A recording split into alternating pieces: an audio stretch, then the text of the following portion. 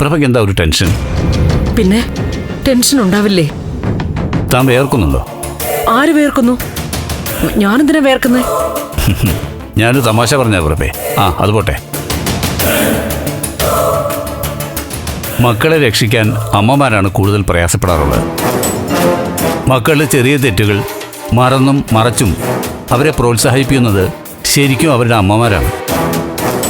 അച്ഛനറിയാതെ pocket money കൊടുത്തും മിഠായി വാങ്ങിക്കാൻ കാശ് കൊടുത്തും അവരുടെ സന്തോഷം മാത്രം നോക്കി ചില കുഞ്ഞു കുഞ്ഞു തെറ്റുകൾ തുടങ്ങി വയ്ക്കും.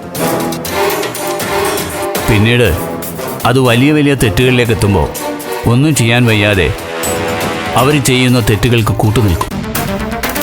ഹരിയേട്ടൻ എന്തിനായി എന്നോട് ഇങ്ങനെയൊക്കെ പറയുന്നത്? ഞാൻ പൊതുവെ നടക്കുന്ന കാര്യങ്ങൾ പറഞ്ഞതാ. ഇനി പ്രഭയോടുള്ള കാര്യം സ്ട്രെയിറ്റ് ആയിട്ട് ചോദിക്കാം. നന്ദൻ എന്തെങ്കിലും കാര്യം മറച്ചു വയ്ക്കുന്നുണ്ടോ? അതായത് പ്രഭയ്ക്കറിയാവുന്ന കാര്യങ്ങൾ എന്തെങ്കിലും നന്ദൻ എന്നോട് പറയാതിരുന്നിട്ടുണ്ടോ?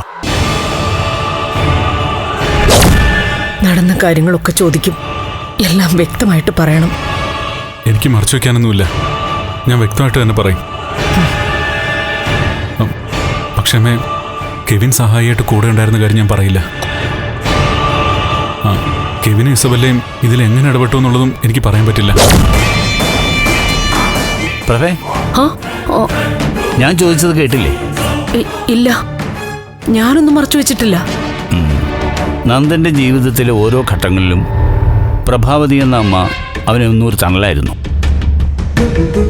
മീര, തനൂജ, അവസാനം ഇസബല്ല വരെ ചന്ദ്രോത്ത് വീട്ടിലേക്ക് കയറി വന്ന എല്ലാ പെൺകുട്ടികളോടും ഒരു ആത്മബന്ധം പ്രഭയ്ക്കുണ്ടായിരുന്നു.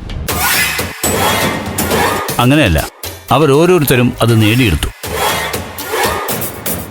മീരയും ഇസബല്ലയും നന്ദന്റെ ജീവിതവുമായി കൂടുതൽ എടുത്തു നിൽക്കുന്നതുകൊണ്ട് അവരെ പ്രഭ അകമഴിഞ്ഞ് സ്നേഹിച്ചു. പക്ഷേ തനൂജ സിദ്ധാർത്ഥന്റെ ജീവിതത്തിൽ തടസ്സമായി നിന്നതുകൊണ്ട് അവളോട് പ്രഭയ്ക്ക് വെറുപ്പായിരുന്നു. ഹരിയേട്ടൻ ഈ ചോദിക്കുന്നതൊന്നും എനിക്ക് മനസ്സിലാവുന്നില്ല. ഇതൊക്കെ കഴിഞ്ഞ കാര്യങ്ങൾ. ദേവികയുടെ ജീവിതത്തെക്കുറിച്ച് ചിന്തിക്കണമെന്ന് പറയുകയായിരുന്നു. അതുപോട്ടെ, പ്രഭ ഇപ്പോൾ അരുന്ധതിയായിട്ട് നല്ല ഫ്രണ്ട്ഷിപ്പാണല്ലേ? ചെറിയ രീതിയിലൊക്കെ. ഋഷിക്ക് വേണ്ടി അവരിപ്പോൾ അന്വേഷണമൊന്നും നടത്തുന്നില്ലേ? അതായത് പഴയതുപോലെ പരാതിയൊന്നും കൊടുക്കുന്നില്ലേ? എന്ത് കാരണം കൊണ്ടായാലും അരുന്ധതി പരാതി കൊടുക്കാത്തത് നല്ലതല്ലേ? ഹരിയേട്ടൻ എങ്ങനെയും നന്ദനെ ഒന്ന് രക്ഷിക്കണം. പക്ഷെ നന്ദൻ പറയുന്നത് രക്ഷിക്കാനല്ല, ശിക്ഷിക്കാനാണ്. അതവൻ മനസ്സമാധാനത്തിന് വേണ്ടി പറയുന്നതാ. ഹരിയേട്ടൻ എങ്ങനെയും അവനെ രക്ഷിക്കണം, പ്ലീസ്. എന്തായാലും കുറ്റപത്രം ഞാൻ ഉടനെ തയ്യാറാക്കി തുടങ്ങുക. അതിനു മുമ്പ് ചില അന്വേഷണങ്ങളും തെളിവുകളും കൂടി വേണം. അത് ഞാൻ കണ്ടുപിടിച്ചോളാം.